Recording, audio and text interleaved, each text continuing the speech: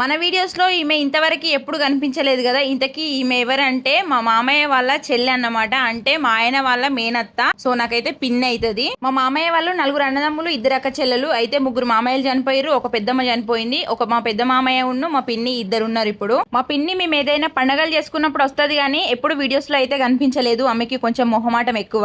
అయితే మా పిన్ని కూడా ఈ రోజే రాఖీ కట్టడానికి వచ్చింది. ఎందుకంటే రేపు మళ్ళీ వాళ్ళ ఆడపడిచే వాళ్ళు వాళ్ళ ఇంటికి వస్తారని. మా పిన్ని వాళ్ళ ఊరు నుండి మా ఊరికి రావాలంటే 50 కిలోమీటర్స్ జర్నీ చేయాల్సి ఉంటది. అందుకనే ఈ రోజే రాఖీ కట్టడానికి వచ్చింది. మా పిన్నిని ఈ రోజు నువ్వు వీడియోలో కనిపించాల్సిందే, మా సబ్స్క్రైబర్స్ కి నిన్ను పరిచయం చేయాల్సిందే అని పట్టుబట్టి మరి వీడియో తీసినాము. ఈ రోజుకి మా ఇంట్లో రాఖీ సెలబ్రేషన్ అయితే ఇట్లా జరిగింది. మా అక్క మా పిన్ని ఇద్దరు వచ్చి రాఖీలు కట్టేసిండ్రు. ఇంకా రేపు రాఖీ కట్టడానికి వచ్చే వాళ్ళు రేపు వస్తారు. వాళ్ళు వచ్చిన తర్వాత మళ్ళీ ఎట్లా చేసుకున్నాం ఏంటి అనేది అయితే మీతో షేర్ చేసుకుంటా తప్పకుండా. మా పిన్ని కూడా రాఖీలు కట్టిన తర్వాత ఆమె కాళ్ళు మొక్కి ఆశీర్వాదం తీసుకోవాలి కదా మేము. ఆమె మాత్రం మమ్మల్ని కాళ్ళు మొక్కనియలేదు. ఓన్లీ వాళ్ళ మేనల్లుడితో మాత్రమే మొక్కించుకున్నది.